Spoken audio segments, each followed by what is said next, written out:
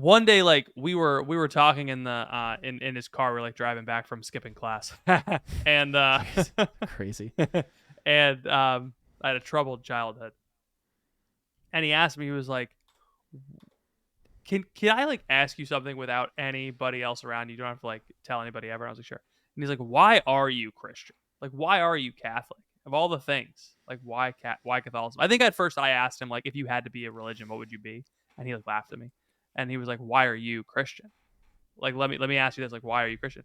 And I was like, I kind of distilled it down to like, if the incarnation, death, and resurrection of Jesus Christ happened, then the entire world is different. Like, it's the only thing that matters. If it's true, then it's the only thing that matters. And I was able to get him to agree to that. Like, yeah, if it happened, then it's all different. And so now all he has to do is find someone to prove that it happened.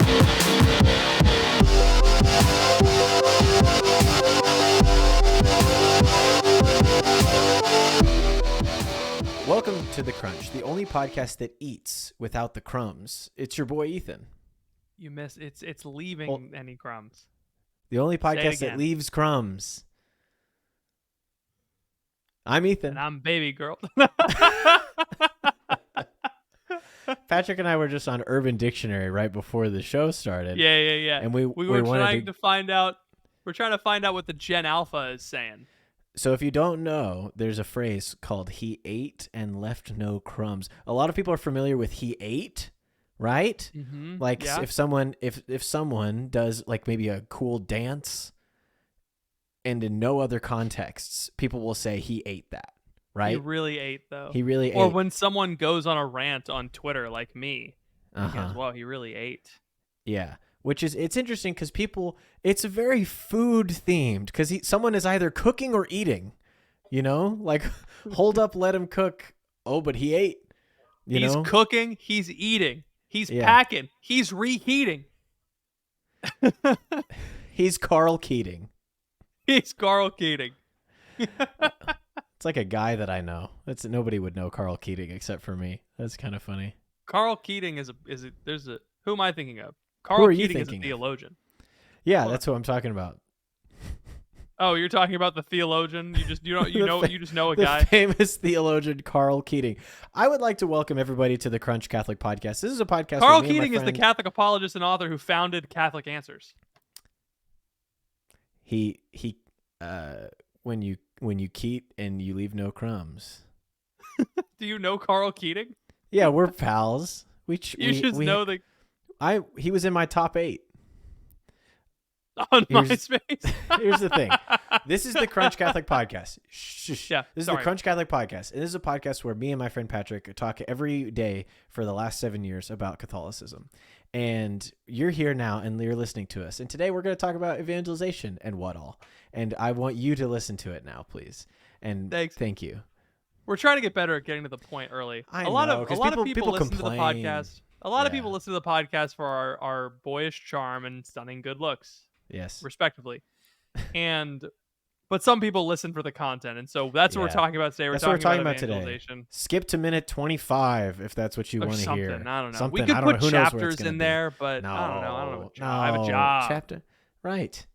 And so do you. People who listen to a podcast are not flipping through the chapters and like clicking in their podcast app to make sure that man.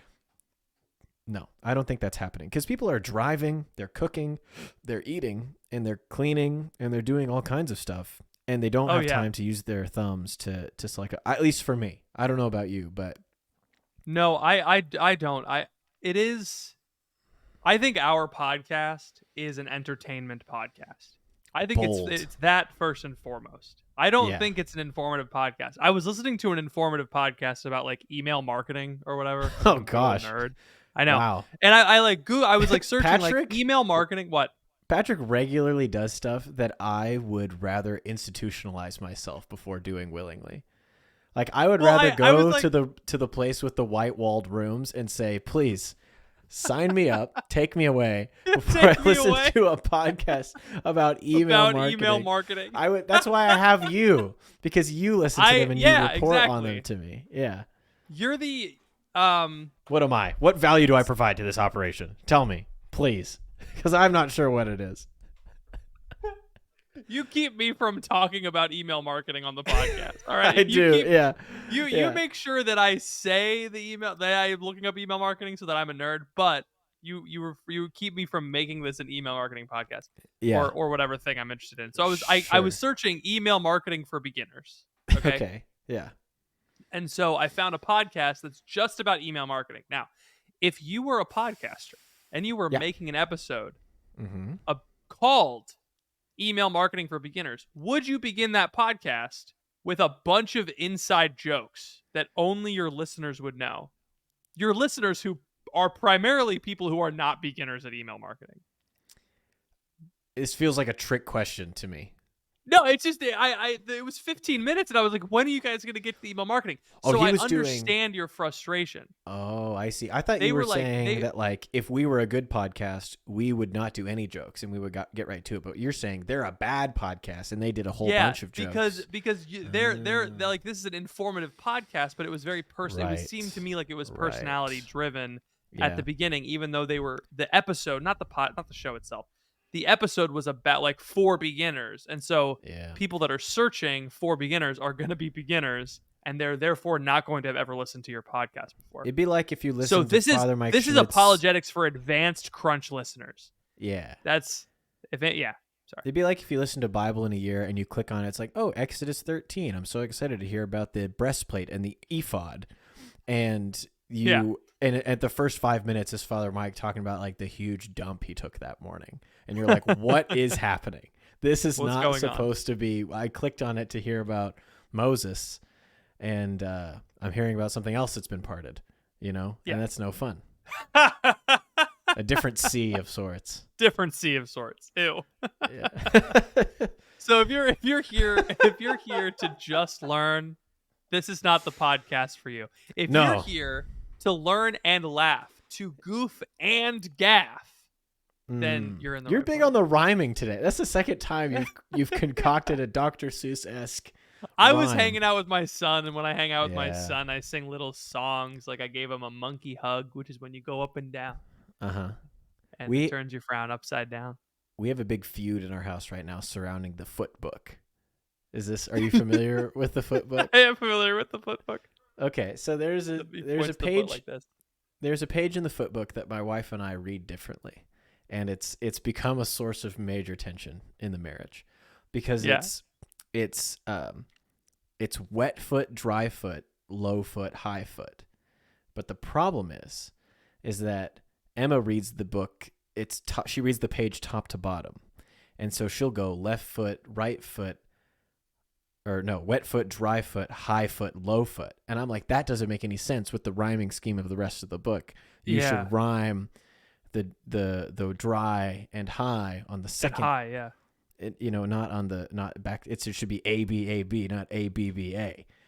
But she has a problem because the way that it's positioned on the page would indicate, but it's like it's still left right. So now anytime we open a book, she's like, "How should I read this page?" Because like it's obviously different, and it's like my interpretation is wrong in these other books, but it's right in the foot book. And so now it's like we can't read any book with being like, "How should we read this? Should we read it left to right or top down?"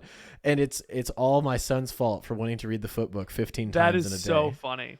Yeah, I love that. I got it's clowned. like that's the kind of pettiness that belongs in marriage. It's 100%, like 100%. Yeah. Emma ate and left no crumbs. Truly, as they say. Truly.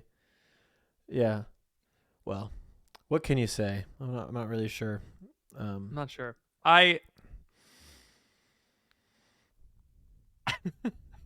we're done introducing the show, I guess. Yeah. Ethan, what else is going on? We have been discussing. You and I have been discussing evangelization a lot. We've been disgusting. That's these for sure. past stinky. These past couple of weeks. Do you want to tell the people why? If you follow us on Instagram, you already are aware. Maybe if you watch every single one of our posts religiously, but some people don't do that. Some people don't. So they don't follow us on Instagram because they think social media is bad. Well, there's 30,000 followers on our Instagram, and only 12,000 saw the reels. So like that's a whole percent of our. I'm not good at doing math live on the podcast. This man's that's a whole percentage of our population that hasn't. So right. I'll tell him. I'll tell Ethan, him what's going on. tell So the here's people. Tell the people. so you guys, for those of you that have been listening to the show for a long time, you know that we both have ministry experience. We love the podcast. We are desiring to grow the podcast to be something that we can bring our unique brand of goofing and gaffing to the rest of the world. And in that pursuit, we decided, you know what? We have something of value that we can provide because we've been talking about the Catholic faith for a long time.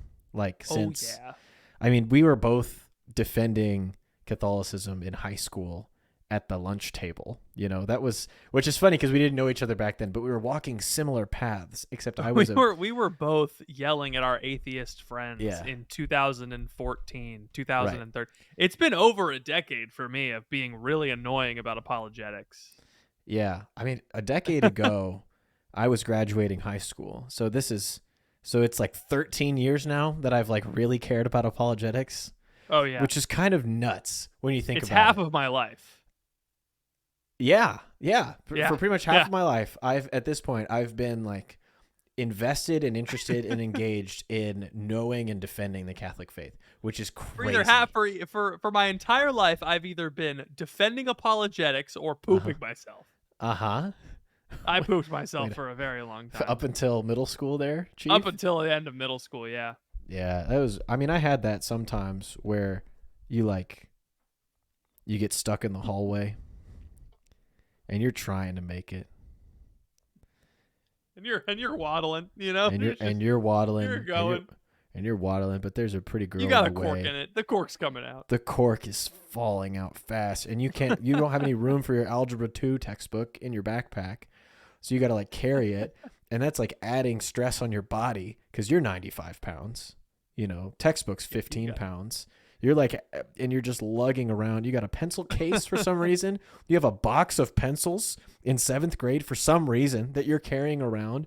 You're trying to make it to need one. They won't let you go to the locker in between classes. You get bullied in the bathroom. There's graffiti on the walls, and the dance is next week, and you're pooping yourself, and it's just really not a good time. And so it's either that or you get really into Catholicism. And so for both of us, we chose the better path. The better path. Otherwise, who knows where we would be?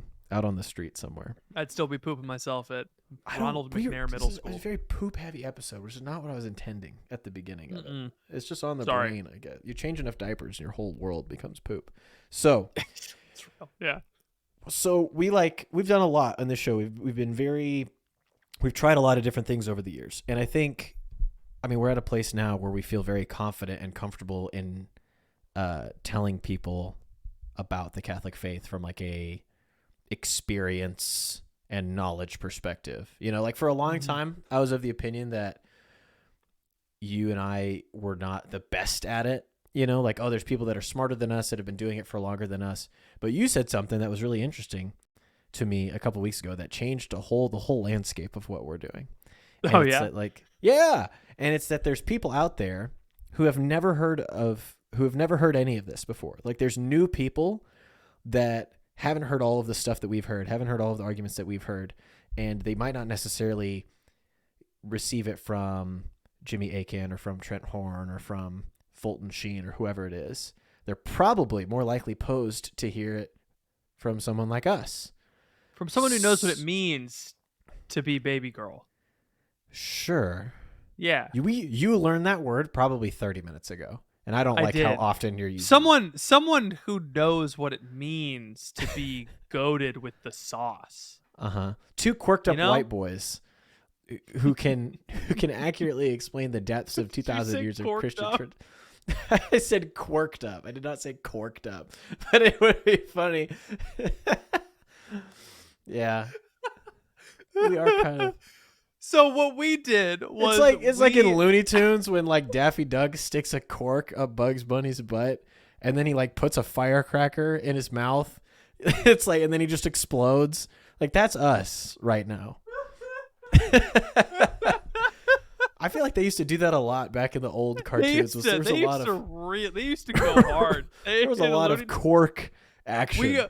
We had a I may have said this on the podcast before, but it was buried in God knows how long episodes. My family was on this huge kick of like crime dramas. And in a crime drama, when someone pulls a gun, it's like a big reveal. It's like Oh yeah. dramatic. And like Right. it was Psych, so people didn't pull guns very often. So you're like, oh wow, Uh-huh. this is one of those episodes. And Right. we like switched to Looney Tunes for some reason. And Bugs is like chasing Yosemite Sam. And he just pulls a gun. Like huge like, gun exactly out. like that. Just that's the camera. We were just like, oh my gosh. What's gonna happen to Bugs Bunny? Dude, looking back, it's like actually so funny when they would just get into a shouting match and one of them would just pull out a gun and shoot the other one. Like, and they just get kind of black and simmering, you know? That's why it's so funny. Like, yeah, wow. There's some really, you forget how much Looney Tunes has an impact on you, you know, when you're growing up. Oh yeah, until you get hit with a giant mallet. Yeah. Anyway, I forget what I was saying. So Patrick, I'm all this leaded. So what did we do? So that's like where we're at. We made a toolkit. So a lot of the crunch is based around having conversations about the faith, and something that keeps people from having conversations about the faith is that their friends aren't Catholic. Yeah. And so we wanted to help you guys change that by making it easier for you to defend the faith with your friends. And so we created something called the Convince Your Friends Toolkit. It's based around a series of 9 arguments that are like a basic framework that we didn't come up with it. I didn't come up with it. I read it in a book when I was doing my master's degree. It's a series of 9 logical arguments that, you know, if true, if someone agrees with all of the propositions, there's no reason why they shouldn't be Catholic. Now, it's not like we've proved with reason that Jesus Christ is God. You can't prove it with reason.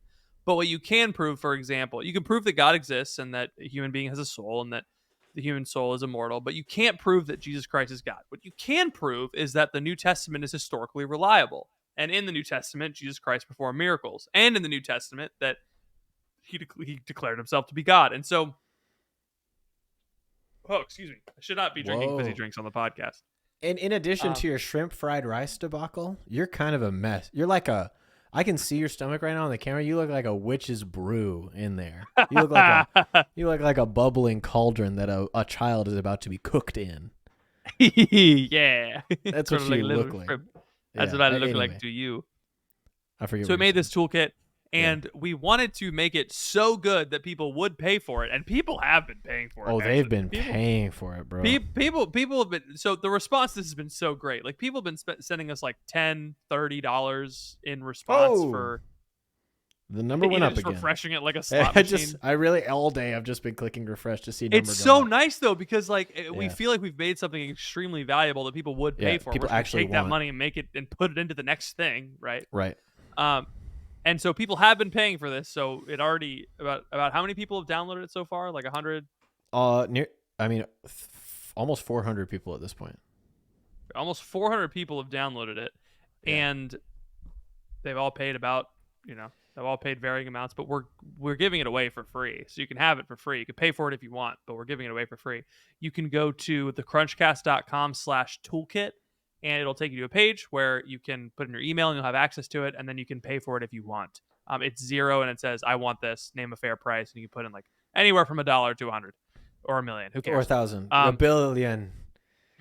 But all of the money, basically what Ethan and I decided that we're going to do is that because we're getting so much of people saying, hey, yeah, we want you to do more of this. We're going to take that money and we're going to put it into building something deeper. So we're going to go deeper with the Convince Your Friends Toolkit, some kind of course, some kind of thing that goes deeper into the 9 arguments and how to have those conversations with your friends.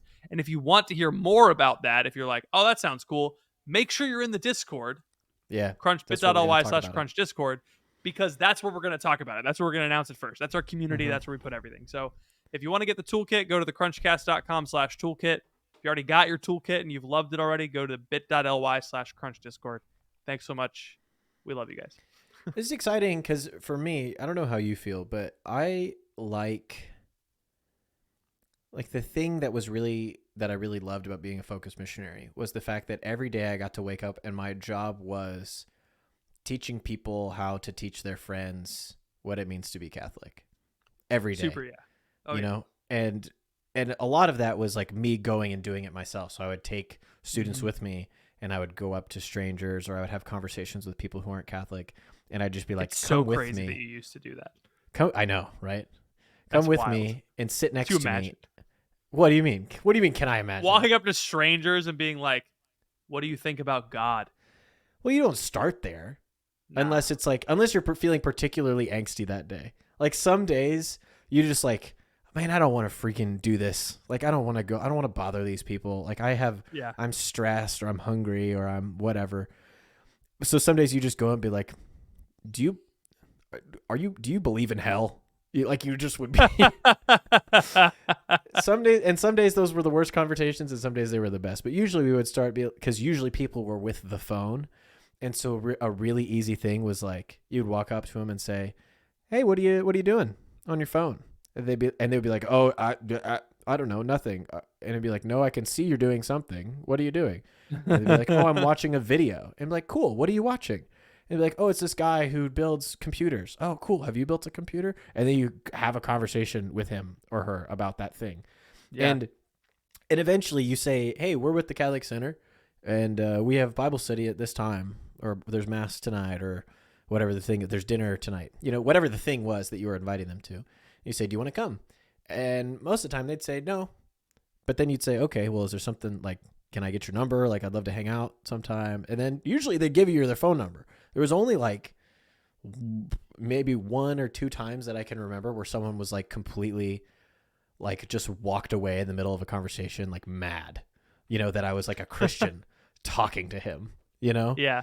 Yeah. Yeah. But that was like my job every day, was getting to know people and teaching students, like, this is how you have conversations about God that are like normal. And it isn't really like hey, do you believe in God? It's just like, hey, what's that video that you're watching? Who are you like? What are you working on right now? Where Mhm. did you get that skateboard? Like, there was this guy that we met that he was he was like this tall, lanky guy and like super quiet. And every time we would see him, we would talk to him. And he was always like one word answer guy. Like, he wouldn't really give us very much, but he would talk to us every single time we saw him. Mhm. And it's like, oh, I think he likes talking to us, man. Like, I don't think he's afraid of us. I don't think he hates us. I think he's just like a quiet guy. We found out that he like plays in a band at like a local bar some nights, and like we went to go watch him play, and he was like, "Hey, it's cool that That's you so guys are cool. here," And Yeah. I don't know like if he ever stayed connected with the Catholic Center or not after I left, but like Mhm. forever in this guy's life, he's like, "Yeah, I met Catholic missionaries, and then they came to my show." Yeah, man. You know When I was a youth minister, when I showed up to kids sporting events, they were like, "Whoa, it's what? so cool that you're here. Yeah. Like, why are you here? No one shows Yes. up. My mom comes to these things, you know? Right. I would It go means to so much." Yeah, like I would. This is easier, but like I led a Bible study with the soccer team. I would go to their games and like Yeah. their practices, and I tried to be at as many of them as I can. When I started dating Emma, I couldn't go to as many because I was out of town or whatever, or like I never really got to travel with them. But as many games as I could, I would go, and sometimes I would be the only guy there. Like Hmm. from the Catholic Center. Like I would ask other students to come, and I would just be like sitting there alone, and I didn't know anybody else, and so I would just be like, Yeah. "Woohoo, you go, guys!" And Yeah. yeah, it's Get that just, ball. I know. So I'm excited about taking this new direction with like what we're doing and the stuff that we're making for people, because I think that there's a especially now after COVID, when it's young people that are like coming into college or coming out of college after all of that have been robbed of a lot of like normal communication experiences, who are maybe Yeah. converting to Christianity or converting to Catholicism because of what they're seeing online. You've seen this. We've all seen this, where people will they'll like just launch straight into like their sacramental Thomas Aquinas whatever thing, or like Hmm. they start talking about their sexual sins, and you're like, ah, Hey. stop. Have you seen the football game this weekend? Are you gonna watch the big game? Oh You yeah. know, like you get like teaching people how to start there and then turn it into a spiritual conversation, which leads to like Hmm. people asking questions, is like something that no one knows how to do. And I don't Which is feel like why, it's like, taught very well anywhere. it's helpful to just like, I I loved when I learned about the 9-step framework. Mm-hmm. I loved it because it stripped away all of the BS Yeah. reasons that people give for Yeah. not being Catholic. Because at the end Right. of the day, right, like there are a lot of people who are Catholic even though they don't necessarily agree with XYZ teaching or Mm-hmm. XYZ sexual abuse scandal or XYZ. They're Christian even though they don't quite understand this part of the Bible or whatever. Right. But it's like, How come God is so mean at the beginning? yeah, exactly. And That's what I and always and so say. like there are people who are Christian despite that, but the basic fact is that someone is not religious at the end of the day because they don't believe that God exists, that they have a soul, or that it matters, that their soul is immortal, right? They don't believe those things. Someone is not Mm-hmm. a Christian because they don't believe Jesus is God. Someone is not a Catholic because they don't believe that Jesus Christ established the Catholic Church. And so like those are the three things. And it's like if you know the basic arguments for those three things, you Mm-hmm. have a sure footing for yourself. Because a lot of evangelization discussions with this is a mind game. Like my brother texting me when he lived with four guys who were all Protestants. They all like clowned on him. It's 4 against 1. It's Mm-hmm. not fair, right? They all clown on him But because he's Nick is Catholic. Oh, very you were. strong and Nick powerful. is a And so very strong. I'm if looking at anybody him, could do his it, face right it's now. him. Put him on the If screen. anybody Come could, on. Come on, Nick. Come on out. okay, there we go. We got a guy guess. It's Nick Nevy. Yeah. I Yeah. record the podcast in my brother Nick's childhood bedroom, by the way. That's the joke We're here. all trying to get him to build it into a studio, but he keeps refusing, and every week it's I still keep his bedroom. and it gets even funnier every week. And so he would like text me like, "Hey, what? Mm-hmm. Don't why does Ephesians 2 say this, but we say that it's not faith alone, right?" And it's like all of these the Protestant arguments are the most common, I guess, because there's more Protestants than are really anything else. There's either Catholic or you're Protestant, or you're a Or you're non-religious nothing. person, or you're Yeah. something else. It's like Right. Lutheran or whatever. Um, that was another type of Protestant, but Yeah. those are the four things you can be in America. That's how it splits 25, 25, 25.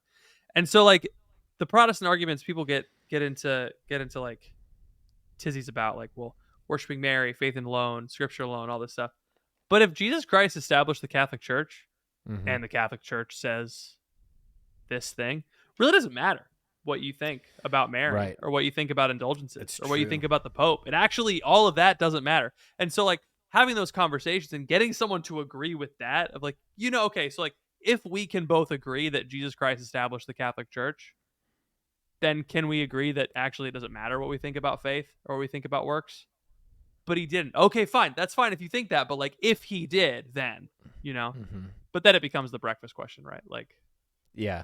It's also difficult too because there are some people that concede that Jesus Christ founded the Catholic Church, but the Catholic Church as it exists today is not the Catholic Church that was yes. founded. So Yeah, that's so like so it's that's where true, but it's also like it doesn't get you 100% of the way there. Yeah, that's why the framework is important to know, but it's Yeah. why we need to go deeper because we can't. Yes. The toolkit Yes. helps, but you can't like. It's a starting It's place. not 100%. It's like one step closer. I guess Yeah. one thing I have had experience in my life No. watching someone that I've developed a relationship with Your wife. end up. Sorry. So I was just guessing where this was going to go, and I was wrong, I think. Oh no, you're wrong.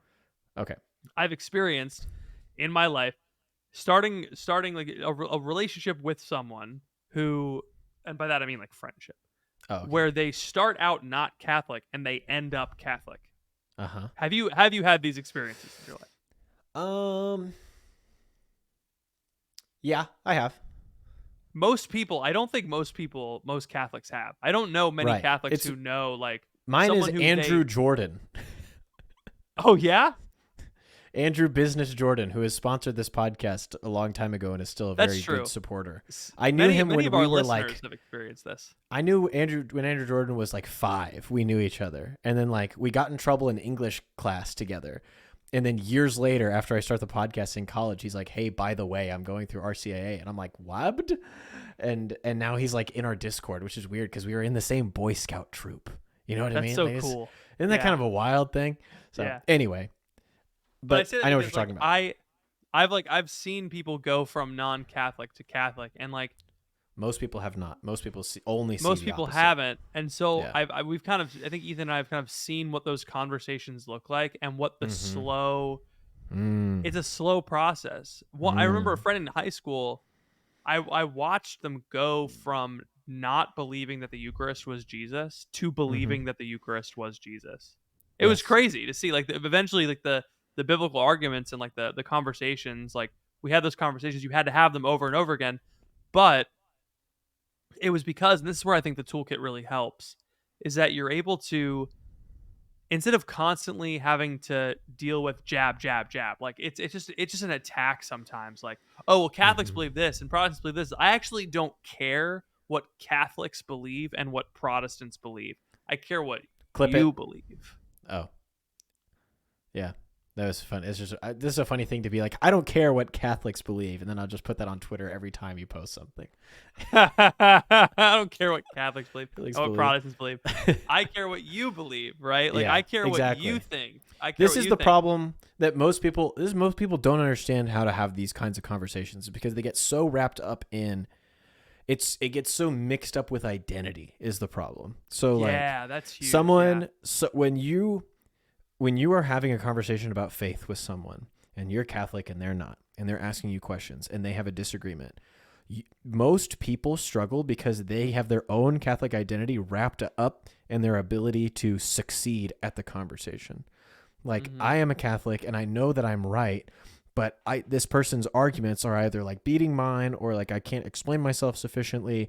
And then you get emotional about it, and Mm-hmm. then you like don't make any progress with the person. And so Yeah. that's why like what you just said is really important, because if you can look someone in the eyes and just listen to what they're saying and talk about what they're saying instead of trying to like search the filing cabinets in your brain for like the correct quote from Father Mike or from whoever else about the thing that you're talking about, you can have a way better conversation because then you can just ask questions, and Yeah. just Oh take yeah. a posture of curiosity of, oh, you don't believe, like you say, you think the Pope is the Antichrist? Can you tell me more about that, please? Instead of being like, Mm-hmm. nope, the Pope is a successor to the, and then you just, because that's not going to, this is every single conversation online, I feel like goes this direction when it should really be, and in person, actually, frankly, because it's there's too much with the emotion and not enough with like you have to distance yourself and just trust like, okay, I know all this stuff is true. I'm gonna put that on a shelf for a second, and I'm just gonna like be here with another human being and have a Yeah. conversation with them instead Because of like when letting my because ego get threatened. when you're insecure in your Catholic faith, it's easy when someone calls you deluded to get upset about that because you're Yeah, kind of worried that you are deluded, are and diluted. so Yeah. you're gonna like clap back. Mm-hmm. I think the way that I handled my, like, Twitter's a great example. The way I handled myself on Twitter when I was in high school and was not as Mm-hmm. sure in Mm-hmm. myself, my faith, I would get more upset and couldn't help but debate these people because I was so angry and upset and I wanted to dunk on them, right? But now when someone comments that I'm deluded, I just laugh because it's like I know it's not true. Right. Or I just You say know? like, I just say you're right. I am deluded, and then just like move on. It's just a way easier. Like on Twitter now, especially like if I like disagree with someone, I like post an opinion and they come back with all fiery and like 30 people respond to me. I'm just like, okay, I was wrong. And then Moving on. you move on, and it's okay to to say that you were wrong about something or to say that you like didn't have a fully formed thought until you said something incorrectly, or it's the same thing. The problem that Yeah. people have with dating is that they feel like they have to have it all right on the first try. They gotta know Mhm. everything. They gotta do it all correct. It's like, nah, man. Yeah. This is a human experience of like sharing something spiritual and ephemeral, and like you can't pin this down is the problem. Like the faith is that it's faith. And so Yeah. you can there are things that you can do and frameworks that will help you be ready to accept it. But at the end of the day, it's like this thing that there's like a real human soul in front of you that might have various spiritual impediments to like having faith that are like you can't see and you can't grasp and you can't put words around, and Yeah. that's so you have to be okay with that. It's like, which is really hard for people because they want to just give them a Trent Horn thing and be like, look, done, goodbye now. We want to appeal to an external authority, but part of like accompaniment, part of Mm-hmm. evangelization, part of these conversations is personal experience. Yeah. And something that I found the most powerful in these conversations is like, this is something that I find extremely compelling. This argument or this Bible verse is something that I personally find very compelling. And Mm-hmm. people can't argue with that in Right. person. Online they can call you a dummy and they can just move on. But if you like go to your friend, that this is why it's convince your friends. This presupposes friendship, you know? I We asked probably you should about have like a forming. we should have a how to make friends toolkit that comes before this Yeah, one. jeez. Really. Some of y'all know. How to make and keep friends. How to win and influence. I guess that's the book, right? But yeah, no, it presupposes friendship because there needs to be a common ground and a trust that exists there.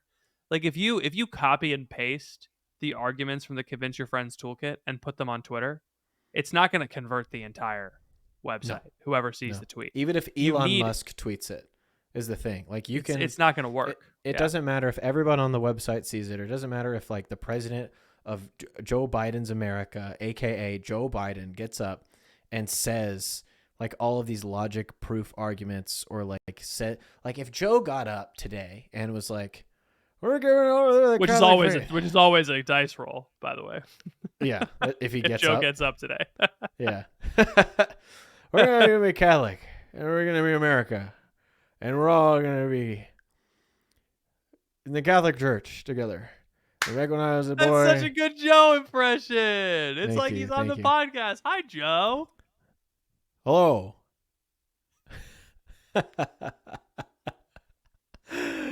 Oh man. So even if Joe gets up and says like an airtight, like the most bulletproof argument for Catholicism you ever heard in your life, better than anything Aquinas has ever penned, it would not matter, because it's not about exposing more people to the arguments. It's about like having real human connections and helping people receive Christ, you know? And like, you can't do that. Like, we can try to help you do that with other people in your life, but like, we can't do that for you, you know, which is why my favorite. Yeah. Sorry, go ahead.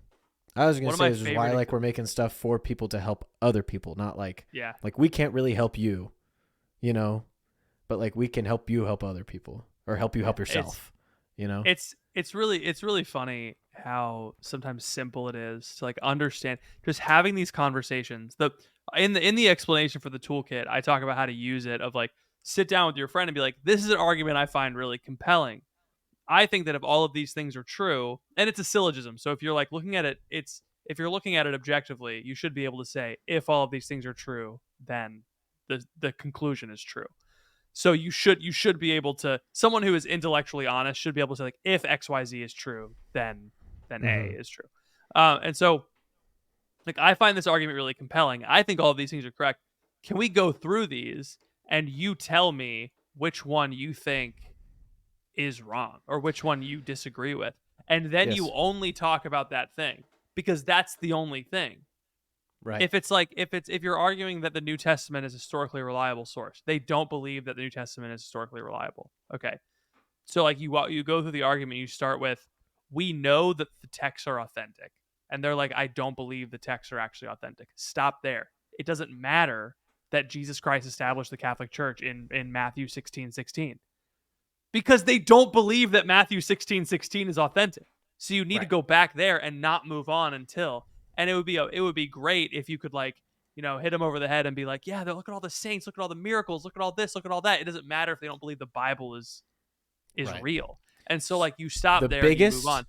The biggest apologetics mistake that most Catholics make is Eucharistic miracles. That is a completely worthless and useless thing for most apologetics and evangelization conversations. Because if someone doesn't believe in God, or doesn't believe in Jesus, or doesn't believe in the sacraments, or doesn't even know what the Eucharist is, doesn't believe in the legitimacy of the Catholic Church as an institution, doesn't believe in Scripture, doesn't believe it, then why does it matter then that someone said that once the blood reliquefied on this day every day, and that like nobody cares? Like, a person will be like, they'll file it away in the same category as like, oh, it's crazy that the plane numbers on 9/11 added up to 9/11 or whatever. Like these like crazy Yeah, coincidences that happen in life yeah. that we all hear about, or like a UFO story that like doesn't really explainable, but like I don't really have anything to do That's with that actually right now. that's a great to a not to because that's the reality is that Yeah. the other big hurdle with the convince your friends toolkit is that the divinity of Christ is an article of faith and the legitimacy of the Catholic Church is an article of faith. And so you Mm-hmm. cannot prove it. Miracles are also articles of faith. You Yeah. can prove the reasonability of faith. You cannot Mm-hmm. prove an article of faith. So that's what the convince your friend toolkit is. It's I can I can prove to you that it is reasonable to believe that Jesus Christ is God Yeah. because this historically attested document documents what he said and what he did. He did all of these miracles, and if you do a miracle, you are approved by God. And if you, it would make sense, right?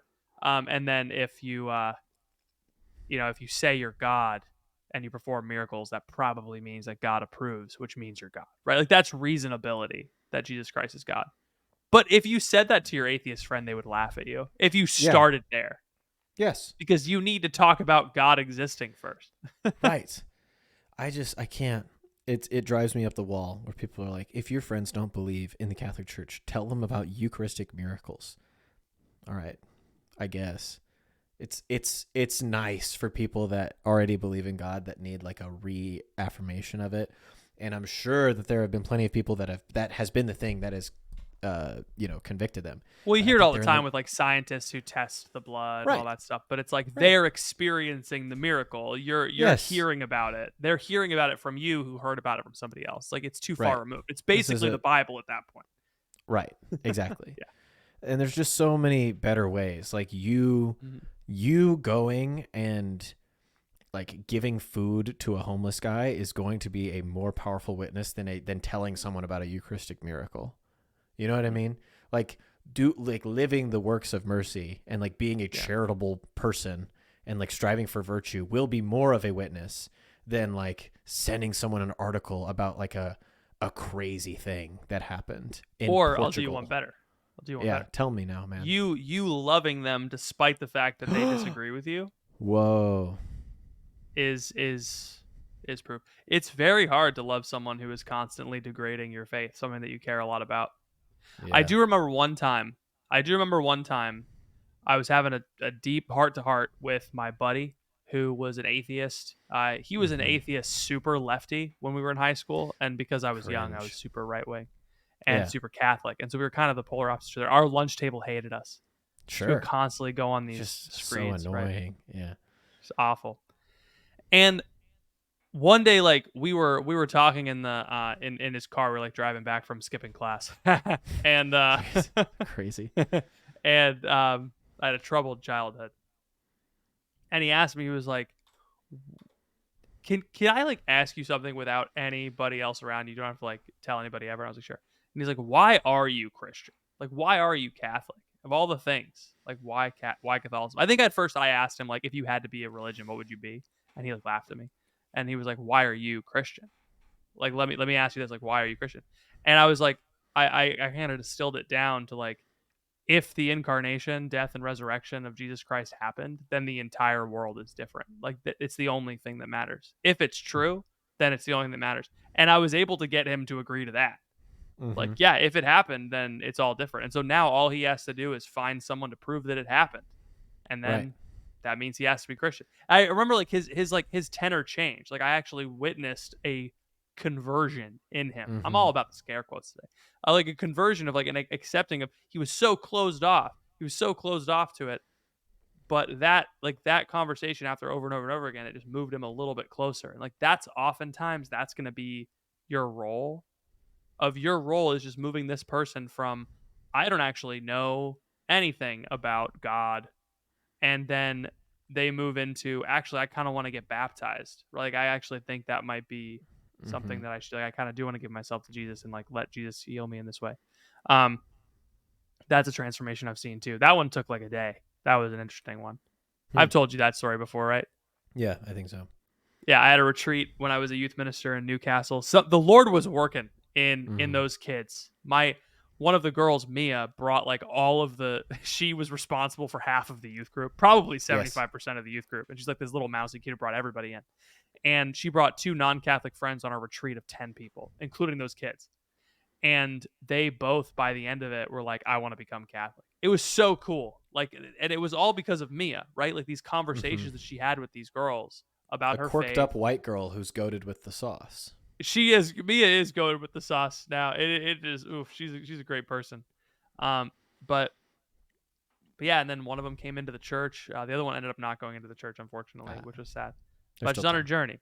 But yeah, one of them came. We got confirmed. Um, yeah, it was because of conversations that she had with her friends, and you can too. Yeah, that's the nice thing. We can wrap up. I think this is good because it's a good reminder to everybody of like why we're here. You know, sometimes we're just like you and me. We're just talking about stuff, you know, that like we find We're interesting, just you know. yeah, But like at the end of the day, the whole like orientation of stuff my stuff life, that stuff that's interesting. I would never mind. I was gonna make a joke. You keep talking. but the whole orientation of Patrick's life and my life is like we want our families to be Catholic. We want our friends to be Catholic. We want everyone we know to experience the fullness of the truth. And so it makes sense that this podcast would be an extension of like the way that we're living the rest of our lives and not just like for the hee-hees and the ha-has. Although we're going to have a lot of those too. I mean, Could we you have imagine if we taught a class? dude. So funny, dude. Oh, sign me up It's immediately. gonna be, first of all, we're gonna do like a test. We're gonna get a lot of feedback. So if you want to be a part of the feedback Let for us the know. course, let us know bit.ly/crunch discord. It'll open there first, and then Yeah, yeah. um but I'm excited because we're gonna like get a lot of feedback, and I'm excited to like, because we're gonna get a lot of feedback, we're gonna know exactly what we need to put in the course. And so I think Ethan and I are gonna travel to be with one Yes. another We're going to be in the when we same record. place. We're going We're to going to do it be in the together. same place to record the Yeah. course, and so we're going to rent out the creator studio in Apparently we're town. renting, and Yeah, there's a creator studio in can town. we get like a box of fruit snacks so I can keep my blood sugar up the whole time? Yeah, oh yeah, we're gonna have craft services Oh. with Kraft mac and cheese. Uh-huh. It's Craft craft services is services. just gonna be, I got some snacks from Aldi and we're gonna eat them. Phoebe drops off a bag of grilled cheese for us to eat. Like a messy brown paper bag of grilled cheese. Yeah. Oh man, no, we're gonna record the course. It's gonna be so fun. I don't know. It I will be don't know fun. how like much video content it's gonna be, but we want to like put resources in it. I'm so Oh, it's going to excited, be man. all video all the time, baby. Why Because wouldn't we do it people video? like we had 1,000 people. We had 1,000 people answer a poll that I did a couple months ago. I didn't even think about it until like a couple months ago, a couple weeks ago. 1,000 people answered, and I asked them if they would watch a course from us, and like 250 people said they would pay for a course by us. Yes. And I was not expecting that. No. Um, I think we've been blown away by everything. I'm going to check the phone again. I'm going to refresh the casino wheel check the and see phone. if we're any further along. Here we go. Ready? Yep. Another $2 just rolled in. Ding ding ding. Which is like there we go, which is like baby. another 5 downloads. So like that means probably 4 people downloaded it for free and one person paid us $2. So it's like, yeah, this is great. You know, it's a very, very exciting time to be a part of the Crunch Catholic podcast, and we love you guys, and we love God. thanks so much. And for being God part of loves it. you now, and also I love you, and also I will call you at night, and I'll tell you good night, and I'll say I love you, man. Patrick, that can be a part of the courses that we call them, and we tell them good night. It's amazing. What do you think? I think that's a great idea. Okay, we'll trade off nights. So pick which day you want. Do you want me on odds or evens? Let me know. Patrick, do you have anything else for the people? Just know that in your life you'll do things greater than dating the boy on the football team. But Taylor Swift won't. I thought about that on the way over. People haven't been making that joke.